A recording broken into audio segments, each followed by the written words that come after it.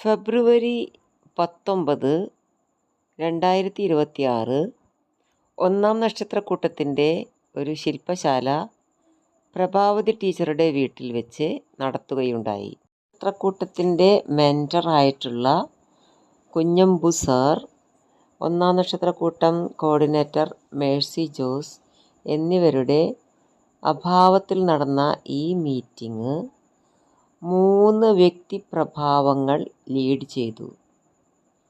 ഒരു സെഷൻ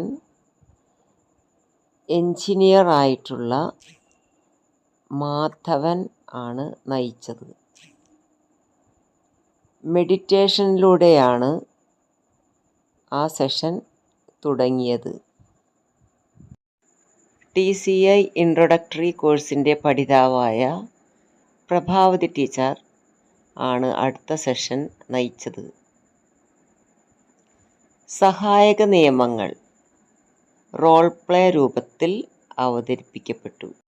ഒന്നാം നക്ഷത്രക്കൂട്ടം chief executive മോളി teacher anti interaction egg ഉപയോഗിച്ച് ഒരു സെഷൻ നയിച്ചു. എല്ലാം കണ്ടു നോക്കൂ. ഊർജം നമ്മുടെ കാൽപാദത്തിലൂടെ ശരീരത്തിലേക്ക് കയറുന്നതായി സങ്കല്പിച്ചു. ആദ്യം ഈ വിരലുകൾ ഒന്ന് കാണിക്കും.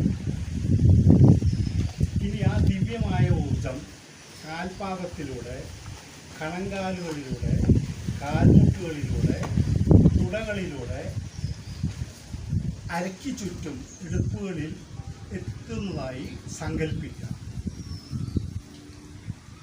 ഇനി നമ്മുടെ ശ്രദ്ധ നട്ടെല്ലിൻ്റെ അടിത്തറയായ മൂലാധാരം, അവിടെ നിന്നും ഈ ദിവ്യമായ ഊർജം മൂലാധാരം, സ്വാധിഷ്ഠാനം, മണിപുരകം, കൊട്ടും ഞാൻ കേട്ടില്ല, കുഴലും ഞാൻ കേട്ടില്ല, ഇത്തിരി മുല്ലയ്ക്കാരു കൊടുത്തു മുത്തു പതിച്ചൊരു പൂത്താലി, സഖി മുത്തു പതിച്ചൊരു പൂത്താലി.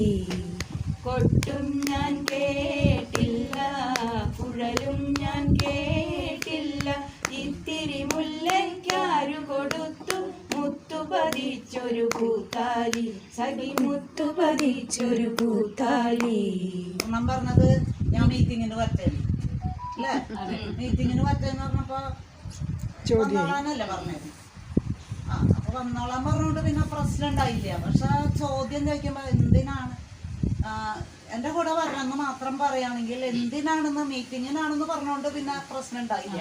അല്ലെങ്കിൽ പറയും എന്താ പറയാ, ഇഷ്ടമില്ലെങ്കിൽ പറയും വരണ്ട. വരണ്ട പറയും. അതന്നെ. അതായത് നിനക്കിന്ന് ഒഴിവുണ്ടോ എന്ന് ചോദിച്ചാൽ ചിലപ്പോ നമ്മള് ഒഴിവുണ്ടില്ല എന്ന് പറയാം. ആ കാരണം ആദ്യം തന്നെ പറയാം. ഇന്നോടത്തേക്ക് ഒരു മീറ്റിങ്ങിന് പോരാൻ വേണ്ടിയിട്ടാണെന്ന് പറയുന്ന വെച്ചാൽ ചിലപ്പോ അല്ലെങ്കിൽ വലിയ ഓപ്പോസിറ്റ് ആൻസറാവും കിട്ടുക. പിന്നെ ഇവിടെ വേറെ ആരോ ചോദിച്ചല്ലോ, ഹോസ്പിറ്റലിൽ പോവാൻ ഹോസ്പിറ്റലില് പോവാൻ ആരെ കൂട്ട് വിളിച്ചത്? മോളി വരാന്ന് പറഞ്ഞാൽ തലേദിവസം പറഞ്ഞെങ്കിൽ.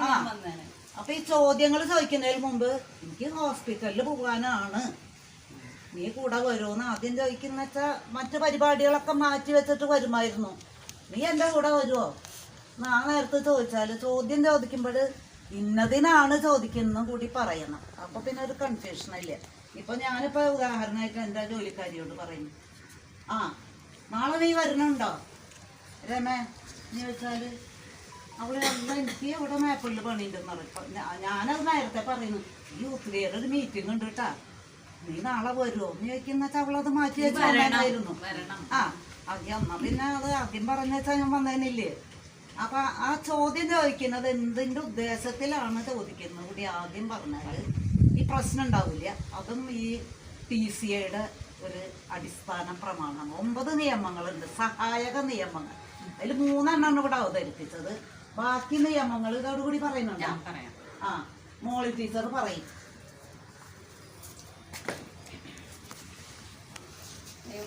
ഓരോരുത്തരും അവനവന് വേണ്ടി സംസാരിക്കുക. നമ്മൾ നമ്മുടെ കാര്യം പറയാം, നമ്മൾ വേറൊരാളുടെ കാര്യം പറയണ്ട.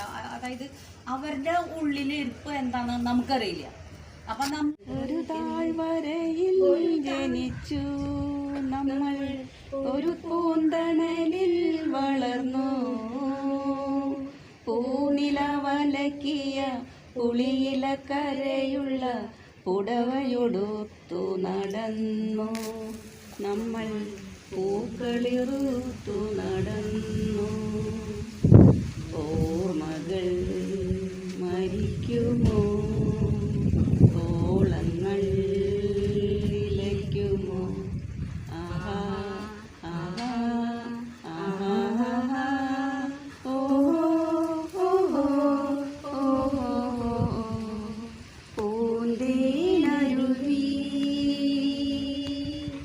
പൊന്മുടി പുഴയുടെ അനുജത്തി, നമുക്കൊരേ പ്രായം, നമുക്കൊരേ മോഹം, നമുക്കൊരേ ദാഹം. പൂന്തേനരുവി. എന്ന് പറയും. അതായത് നമ്മുടെ ജീവിതത്തിലുണ്ടായ ദുഃഖ സന്തോഷം, ഒരു മീറ്റിംഗ് കഴിഞ്ഞാൽ അടുത്ത മീറ്റിംഗ് വരുന്നതിനിടയിൽ എന്തുണ്ടായി, ഇതിൽ വന്നിട്ട് ഇതിൽ ചേർന്നിട്ട് എന്തുണ്ടായി എന്നുള്ള ഒരു കാര്യം അപ്പൊ ഞങ്ങൾ എല്ലാവരും പങ്കുവെച്ചു കഴിഞ്ഞു. അപ്പൊ ഒന്ന് പറയാം, ആദ്യം പരിചയപ്പെടുന്നത് ഇത് കൈപിടിക്കുക, അത് കഴിഞ്ഞിട്ട് പേര് പറയാ, ഒന്ന് പരിചയപ്പെടുത്താം. ഞാൻ രുക്മിണി. വേണ്ട വേണ്ട. ഞാൻ രുക്മിണി, ഇവിടെ ശാന്തിഗ്രാമത്തിലാണ്, ഹൗസ് നമ്പർ 28 താമസിക്കുന്നു. പിന്നെ എനിക്ക് പറയാനുള്ളത് സന്തോഷം എവിടെയായിരുന്നു അത് പറയാം. അപ്പോൾ ഞങ്ങള് 36 കൊല്ലം ഡൽഹിയിലായിരുന്നു. Husband IIT-യിലായിരുന്നു, IIT ഡൽഹിയിലായിരുന്നു. ഞാൻ ബാങ്ക് ഓഫ് ബറോഡയിലായിരുന്നു. ഹസ്ബൻഡ് 2017 റിട്ടയറായി. പക്ഷേ മോളുടെ പഠിത്തം കാരണം ഞങ്ങൾക്ക് 21 വരെ നിൽക്കേണ്ടി വന്നു. 21-ലാണ് ഞങ്ങൾ ഡൽഹിയിലേക്ക് നാട്ടിലേക്ക് ഷിഫ്റ്റ് ചെയ്തത്, പെർമനൻറ്റ് സെറ്റിലാവാൻ. പിന്നെ ഞാൻ 23-ൽ റിട്ടയറായി.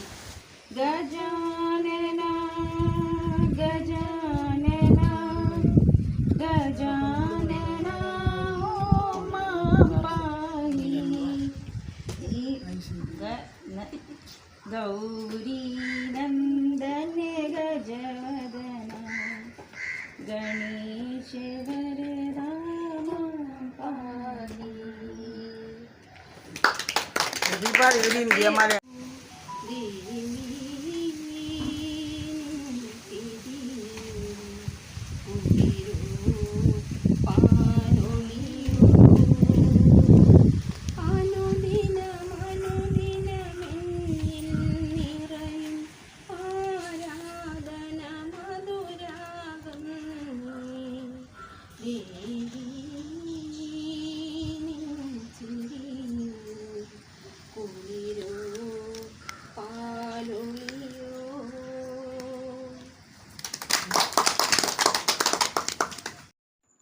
TCI സ്വയമായി അനുഭവിച്ചറിയേണ്ടതാണ്.